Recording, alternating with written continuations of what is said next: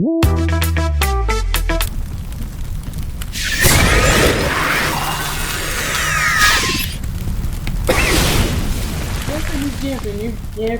à tous vous à qui l'opportunité a été donnée de nous suivre encore aujourd'hui. Encore une fois, c'est votre sœur Pam. Alors, depuis que cette pandémie de Covid a débuté, chaque groupe d'individus se livre à la lutte de cette infection de façon bien spécifique. Par exemple, les chercheurs en laboratoire s'occupent d'avancer la connaissance sur ces virus et puis aussi d'autres sont acharnés à trouver les modes de traitement, des vaccins. Le gouvernement, quant à lui, il essaie de mettre les mesures en place pour protéger la population et pour encourager au moins le fonctionnement, que le pays continue un certain fonctionnement. On a les livreurs des marchandises qui, eux, travaillent vraiment pour permettre à ce que nous ayons les vivres nécessaires pour la survie. Quant à nous et puis vous, alors, ce temps de confinement dans lequel nous sommes, ça nous aide à diminuer la propagation de ce virus. Mais il y a une classe des travailleurs qui, eux, sont là au fond, sont à la lutte chaque jour. Chaque jour que Dieu fait, il y a plus de chances pour eux d'être en contact avec des gens qui sont contaminés par ce virus. Alors, le sujet de notre conversation aujourd'hui est de voir ces travailleurs-là, qui sont les travailleurs des professionnels de santé, lorsqu'ils sont atteints, lorsqu'ils sont touchés au fond. Comment est-ce qu'ils font pour s'en sortir? Comment est-ce que cela affecte leur famille? Parce qu'avant d'être professionnels de santé, ils ont des familles. Aujourd'hui, mon invité du jour, c'est une infirmière clinicienne qui travaille à Montréal, dans la province du Québec. Madame Gisèle Mouchia Kalala. Comment tu vas, ma sœur? Ça va, par la grâce de Dieu. Dieu est bon et je crois qu'aujourd'hui, si on a encore cette opportunité de se parler, c'est parce que Dieu a voulu ainsi. Alors, ça va bien et la famille se porte bien aussi, par la grâce de Dieu. Amen, amen. C'est moi qui tiens vraiment à te remercier. Au fait, j'ai deux grands merci pour toi. Le premier, c'est d'abord d'avoir accepté à nous joindre sur ce plateau pendant ce temps de convalescence toi-même. Et l'autre grand merci que je veux t'adresser, celui-là, il s'accompagne de mes applaudissements parce que de tout cœur, je supporte le travail que vous êtes en train de faire. Ce travail-là, ce n'est pas donné à tout le monde. Ça va au-delà juste d'une paye mensuelle. Ça prend l'amour et le dévouement pour faire ce que vous êtes en train de faire parce que vous êtes en train de risquer vos vies, les vies de vos enfants et de vos époux en même temps. Comment vivez-vous avec cette condition de coronavirus? Quelle était aussi votre première réaction lorsque vous avez eu les résultats? Vous avez vu que non, là, j'ai été testée positive. Merci pour la question, Pamela. Vivre avec les virus qui est présentement en train de causer la peur dans le monde entier, tout le monde le vit d'une manière différente. Je peux dire pour ma part, depuis le début du confinement au mois de mars, j'ai toujours eu un esprit paisible face à cette pandémie. Moi, en tant que professionnelle de la santé, mais en tant aussi que croyante, j'ai affronté cela dans un esprit de paix. Et je me dis, ce que je peux faire de mon côté, c'est de respecter l'hygiène, de respecter la distance sociale, de faire mon travail comme il se doit et les restes sur les autres éléments sur lesquels je n'ai aucun contrôle, de ne pas me stresser pour cela. Alors, pour dire la première réaction que j'ai eue quand j'ai été testée positive, je peux d'abord commencer par dire que le premier résultat n'était pas positif. J'avais commencé à présenter des symptômes bénins, donc de mal de gorge et de la fatigue et des courbatures. Alors, par mesure de précaution pour mes collègues de travail et aussi pour la population, parce que nous avons un devoir de protéger les autres qui nous entourent. Alors, j'ai été dépistée pour la première fois et ça s'est avéré négatif et j'ai pu continuer mon travail auprès de la population. La deuxième fois, j'ai développé d'autres symptômes vraiment différents. Et à ce moment-là, j'ai été testée encore et négative. C'est au troisième test que les résultats sont sortis positifs.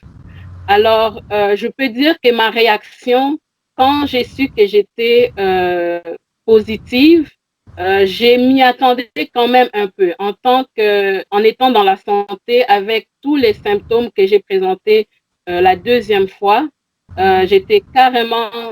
c'était presque inévitable que ça sorte négatif.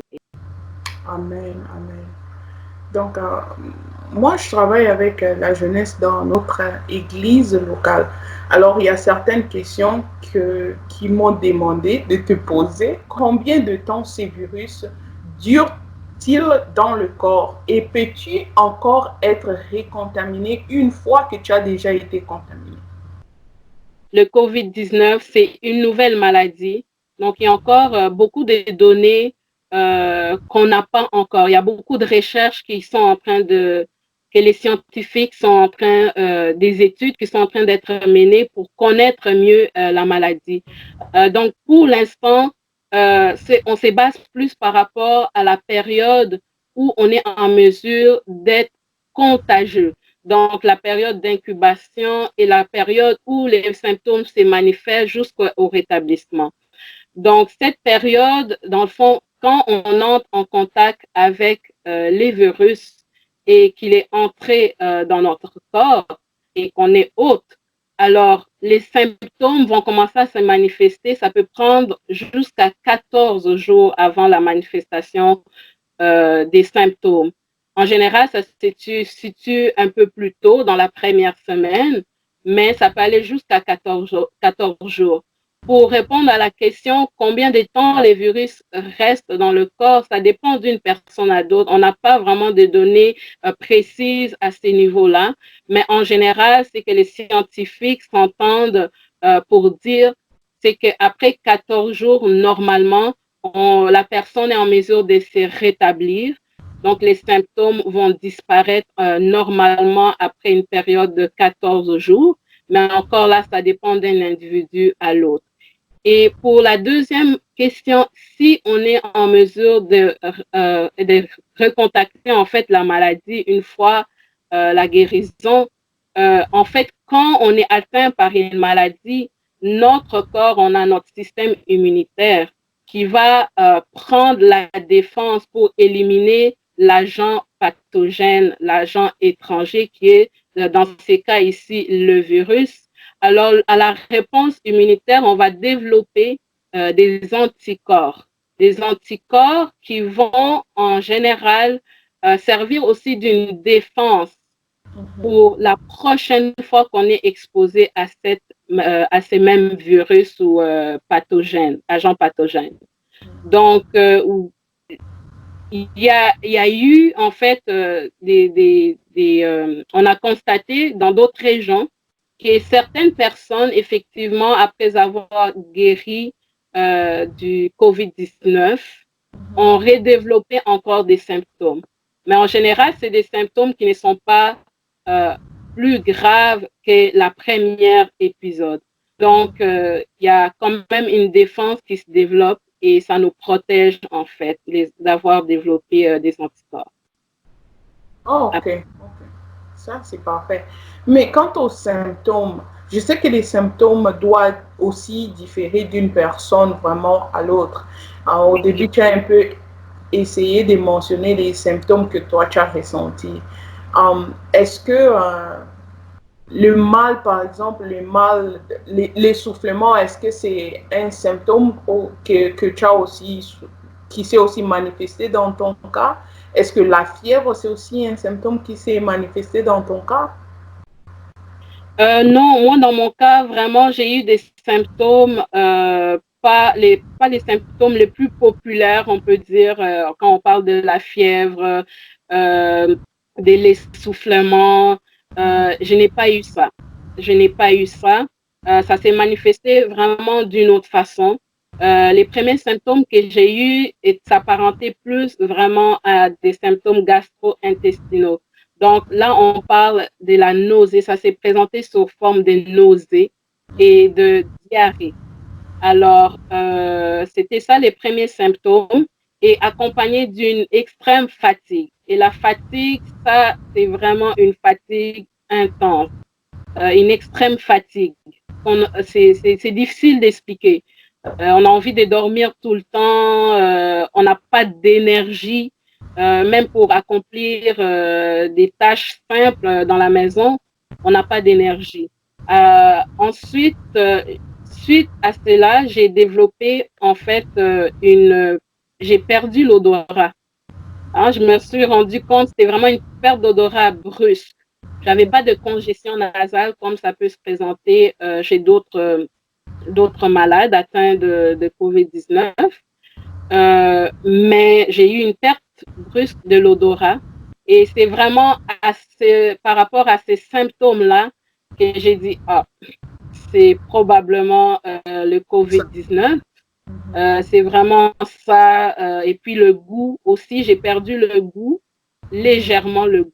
Alors j'avais plus l'envie de rechercher des aliments beaucoup plus salés, de la friture, comme on peut dire de la junk food, hein, de la malbouffe, parce que le goût, tout ce que tu manges, c'est comme fade. Alors tu recherches beaucoup plus de goût. Et l'essoufflement, je l'ai expérimenté, mais vraiment en faisant un effort. Il y a des gens chez qui vraiment ils ont des douleurs au niveau de la poitrine, des gens des serrements thoraciques. Ils peuvent même pas s'élever de leur lit. Mais moi, je peux dire, j'étais en mesure de m'élever de mon lit. Je pouvais faire quelques activités encore, mais je pense après 5 minutes, je sentais que je devais faire une pause, m'arrêter. Et même au niveau du langage, l'essoufflement, une conversation de 10 minutes, je ne pouvais pas tenir une conversation de 10 minutes.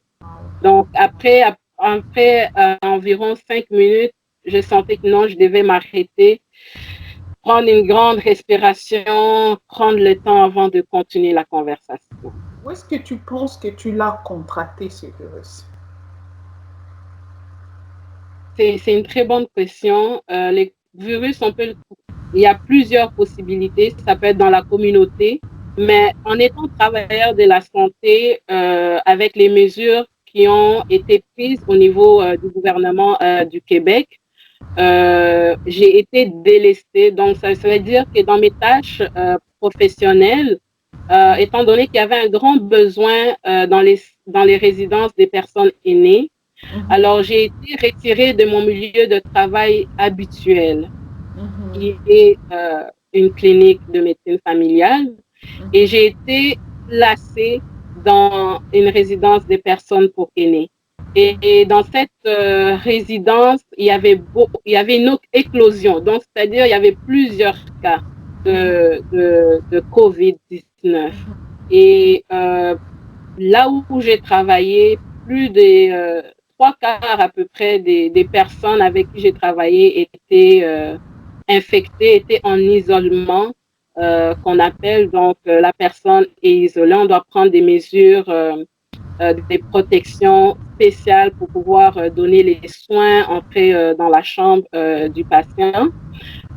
Donc, je crois que l'exposition à ces nombreux patients qui étaient positifs ont fait en sorte que je l'ai attrapé dans le milieu de travail. Okay. Donc, si je comprends bien, c'était une obligation dans votre cas que vous avez travaillé dans les maisons de personnes âgées. Apparemment, il dit c'est volontaire. volontaire, mais c'était une obligation. On n'avait pas le choix. Oh, On n'avait pas le choix. On vient te voir, voilà, la situation demande que les personnels soient demandés, vous allez être déplacé dans tel centre. Au moins, ils nous donnaient le choix de quel centre on voulait aller. Mais encore là, tu es dirigé dans les centres selon le besoin. okay. Donc, on est là vraiment pour combler les besoins. C'est obligatoire. On n'a pas vraiment le choix. Oh.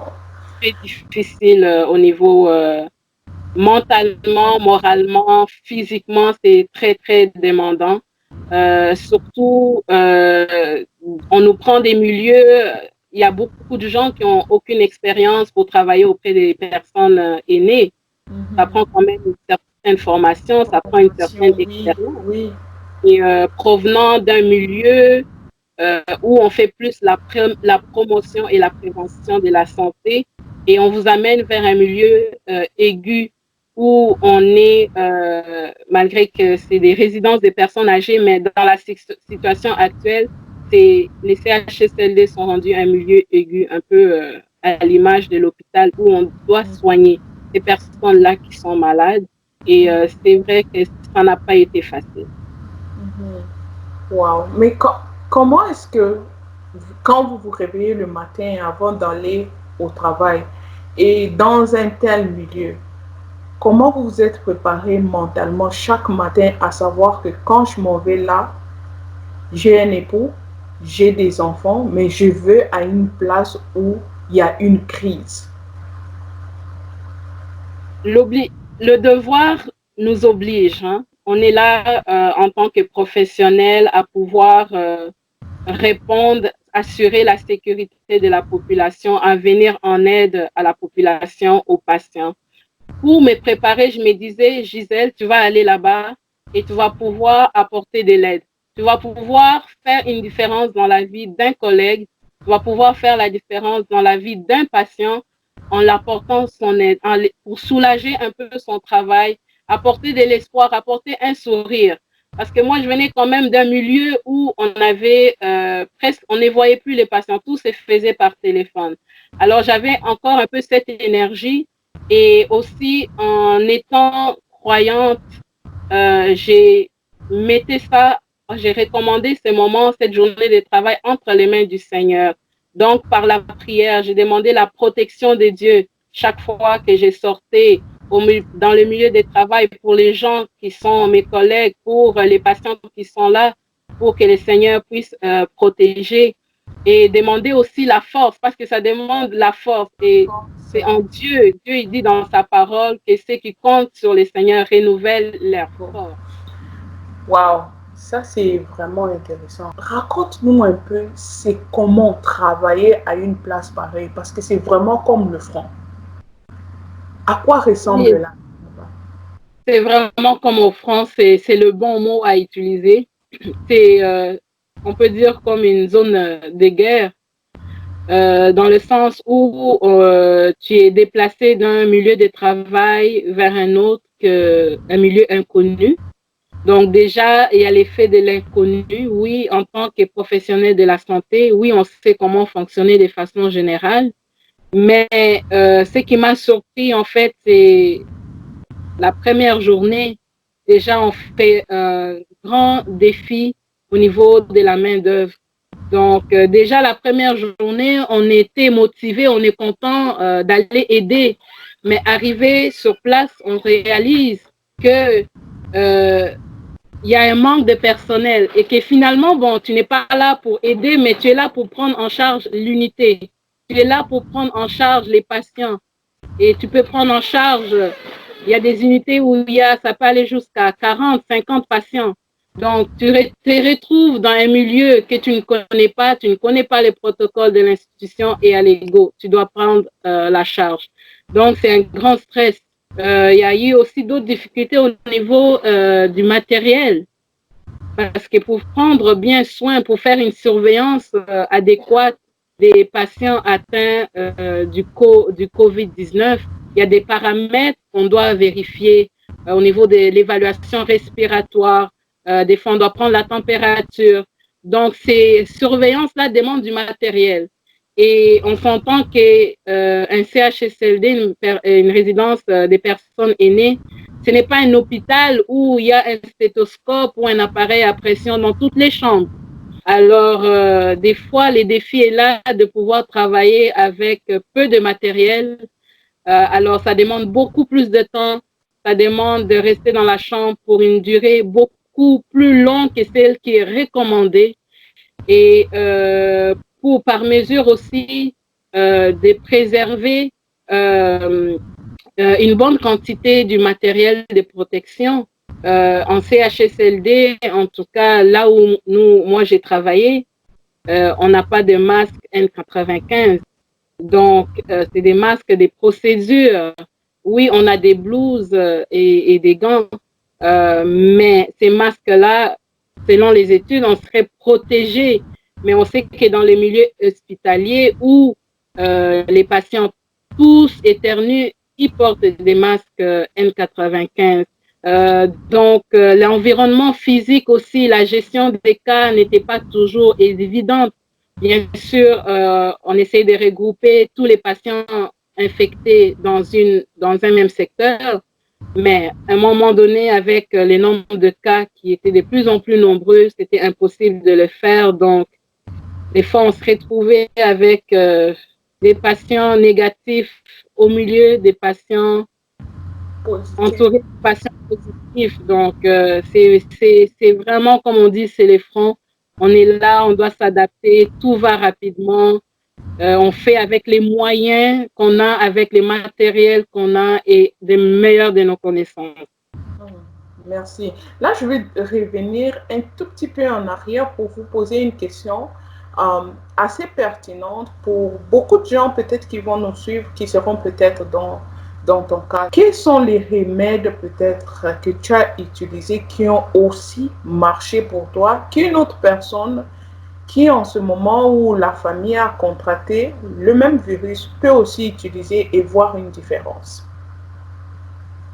Présentement, pour parler des remèdes, il n'y a pas de remède reconnu par le corps médical pour guérir cette maladie, le COVID-19. Alors, de ma part, moi, j'ai présenté quand même des symptômes qu'on peut appeler bénins, donc pas aussi graves. Donc, je n'ai pas eu besoin d'être hospitalisée. Mais à la maison, oui, effectivement, j'ai pris certaines mesures. Chez nous, en fait, de là où on vient, on a fait en fait une méthode que d'autres appellent inhalation. Donc, qui consiste en fait à reproduire l'effet d'un sauna humide. Donc, en faisant bouillir de l'eau chaude, en y mettant différentes huiles essentielles qu'on va inhaler une fois qu'on est recouvert d'une couverture. On va rester à l'intérieur, inhaler et tout ça, ça va pénétrer au niveau du corps, au niveau de la respiration et tout. J'ai aussi pour les symptômes liés à l'essoufflement, à un moment donné, j'avais commencé à développer un peu des toux, donc j'ai pris des mélanges, des bienfaits en fait du miel et du vinaigre. En fait, ça consistait à prendre trois cuillères de vinaigre avec une cuillère de miel qu'on mélange de façon homogène et on boit ces liquides. Et je peux vous dire que, en tout cas, dans mon cas, ça a vraiment aidé à pouvoir dégager les sécrétions. Ça m'a aidé à soulager les légers maux de gorge que j'éprouvais, en fait. Et ça consiste aussi d'avoir beaucoup de repos et ça demande aussi de soutien des gens avec qui on est. Donc, la famille, l'époux, les enfants, la famille même qui est au loin, qui nous soutiennent, qui nous encouragent et aussi d'avoir une bonne alimentation, prendre quelques suppléments pour compenser l'effet que j'avais moins d'appétit et moins de goût pour compenser durant cette période. Euh, Maintenant, tantôt, tu as parlé de comment est-ce que tu te préparais à chaque fois avant d'aller au travail, la prière que tu faisais avant d'aller au travail. Mais en tant que chrétienne, comment ta foi a-t-elle été testée? Est-ce vu que tu as contracté le virus? Et puis, quels sont les versets bibliques qui t'ont réconforté le plus pendant ce moment? En tant que chrétien, notre foi est mise à l'épreuve chaque jour, à chaque instant. Et avec cette maladie, c'est vrai, euh, à un moment donné, je me suis posé la question. J'ai dit, Seigneur, j'étais prié chaque matin. Il y a d'autres moments de prière que j'avais en dehors de la matinée. J'ai prié, j'ai dit, ma famille a prié, mon mari prié pour moi, ma famille qui est au loin prié pour moi. J'ai demandé que ta protection divine soit sur moi, que je ne puisse pas contracter cette maladie. Et on prie avec le psaume 91 qui dit, c'est lui qui demeure sur l'abri du Très-Haut, repose à l'ombre du Tout-Puissant. Mais Seigneur, comment j'ai été atteint? Tu m'as abandonné. Je me suis posé la question, Seigneur, tu m'as abandonné. Et là, je me suis réveillée, j'ai dit non. Ça, c'est les pensées de l'ennemi. Le Seigneur ne m'a pas abandonné.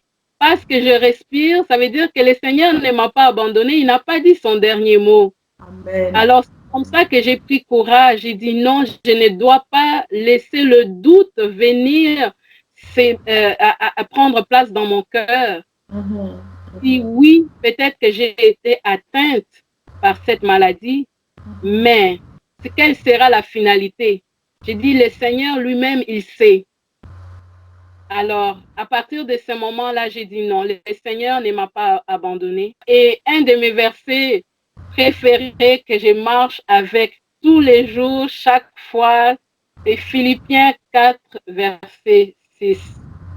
La parole de Dieu nous dit, ne vous inquiétez de rien.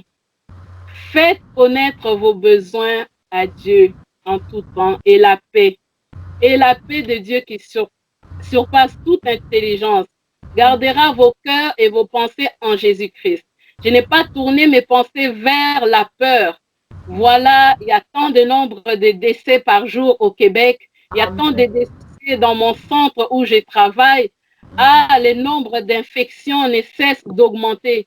Non, j'ai fait le choix de tourner mon regard vers le Seigneur et de mettre ma confiance en lui pour que sa paix soit dans mon cœur. Amen, amen. Tu es vraiment une femme de foi et moi, ça me réjouit le cœur et ça donne encore la force de croire en ce Dieu-là parce que c'est lui qui nous dit aussi dans sa parole, Psaume 91 dans le verset 3, que car c'est lui qui te délivre du filet de l'oiseleur, de la peste et de ses ravages. Et tu en es un exemple vivant, que tu sois loué. Mais pendant ce temps, tu as des petits-enfants. Tes enfants, je sais, ils sont vraiment en bas âge. Tu en as 4, ils ont tous en dessous de 10 ans. Alors, le niveau de compréhension, c'est vraiment aussi à cet âge-là. Comment tu les fais? Comment tu fais pour te garder isolé par rapport aux enfants, par rapport à ton mari? Quand on est atteint en fait par cette maladie, on a des recommandations qui sont émises par les autorités et on est là pour les respecter.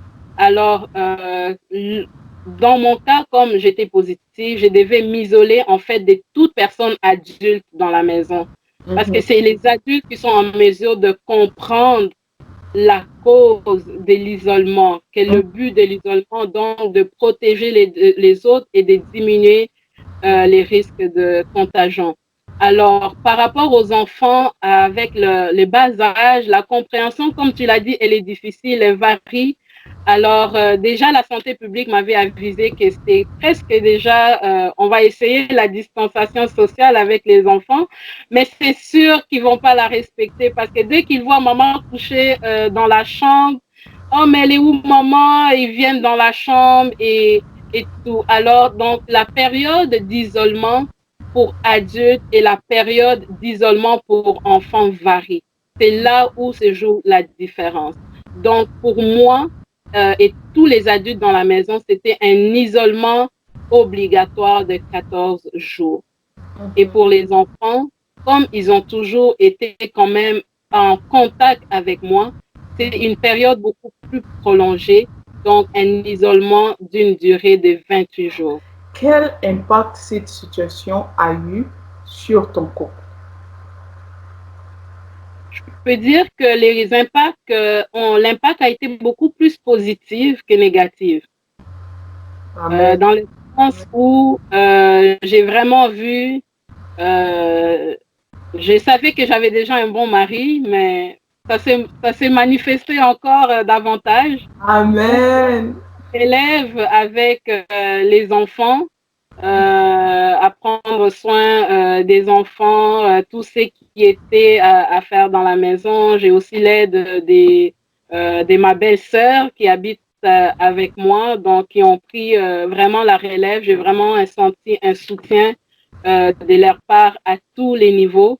Donc, ça m'a permis, moi, de récupérer encore aussi, de me reposer et de pouvoir aussi récupérer plus rapidement. Dans le couple, ça nous a unis, ça nous a permis de communiquer davantage. La communication dans le couple, c'est quelque chose qui est très important.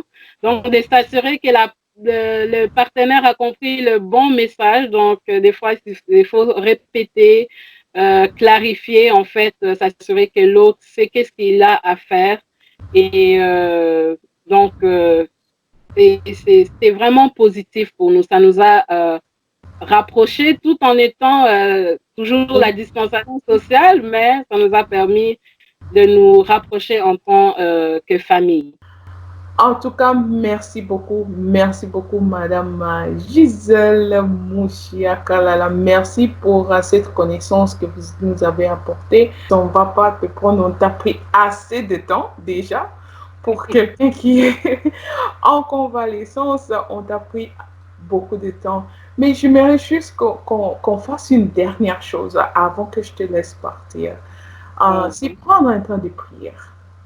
Nous allons prier parce que tu as mentionné quelque chose d'assez important. Les professionnels de santé qui sont là au front vraiment en train de combattre. Chaque jour est une lutte pour eux, comme dans ton cas. Ton cas, la main de Dieu a été sur toi. Tu es bien importante parce que celui qui se confie en l'Éternel n'est jamais déçu. Et tu en es un exemple. Nous allons prier pour eux. Nous allons prier pour, continuer aussi à prier pour les couples et les familles qui sont déstabilisés par, peu importe la situation, peu importe, ça peut être un partenaire malade. Nous allons juste prier pour eux. Que toi qui te glorifions, Seigneur, mon Dieu, mon roi. Tu es le maître des temps et des circonstances, Seigneur. Père, cette crise, Seigneur, Dieu de gloire, n'est pas une surprise pour toi. Seigneur, elle a surpris les hommes, Père éternel, Dieu de gloire, mais n'est pas une surprise pour toi. Seigneur, je te recommande, mon Dieu, mon roi, toutes ces personnes dans les services essentiels qui sortent chaque matin. Seigneur, Dieu de gloire, Père, pour aller au travail, Seigneur. Père éternel, qui sont auprès des malades, Seigneur, qui sont exposés à un grand risque d'être contaminés, Seigneur. Mon Dieu, je t'ai pris de les protéger. Vraiment, de veiller sur leur santé, sur leur famille, Seigneur. Que leur famille également soit protégée, Seigneur. Je te demande aussi, Seigneur, que tu puisses renouveler leurs forces, mon Dieu, mon roi. Ils en ont besoin, Père, de pouvoir leur apporter une consolation, de pouvoir, oh Seigneur, Dieu de gloire, de donner, Seigneur, cette force de pouvoir continuer à prodiguer, Seigneur, des bons soins.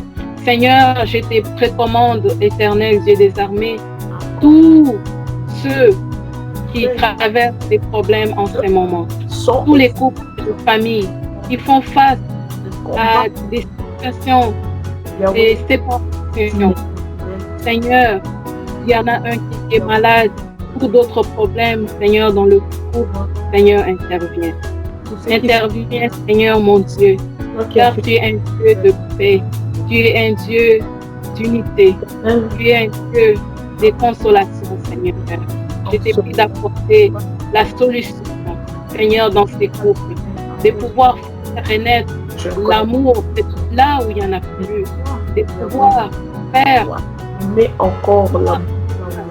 Et souffler un vent nouveau, Seigneur, dans ces couples qui traversent des difficultés, pour qu'il y ait la joie, qu'il y ait la compréhension, qu'il y ait l'amour, Seigneur, qu'il y ait une bonne communication, une bonne complicité, Seigneur, Dieu de gloire. Père, que tu puisses apporter la solution à leurs problèmes. Seigneur, nous te prions, Seigneur, car nous savons que les secours viennent de toi. Oui, ta parole dit, j'élève les yeux vers les montagnes. D'où me viendra les secours? Les secours me viennent de l'Éternel qui a fait les cieux et la terre. Seigneur, Père, c'est toi qui as dit dans ta parole qu'il n'est pas bon que l'homme soit seul. Seigneur, je t'ai pris de secourir tous les couples, Seigneur, afin de les garder unis. Nous te prions, Seigneur. Au nom de Jésus, nous avons prié. Amen. Amen. Amen. Merci infiniment, Sœur Gisèle Kalala, et à tous ceux qui sont en train de nous suivre en ce moment. Que le Seigneur vous bénisse en excès.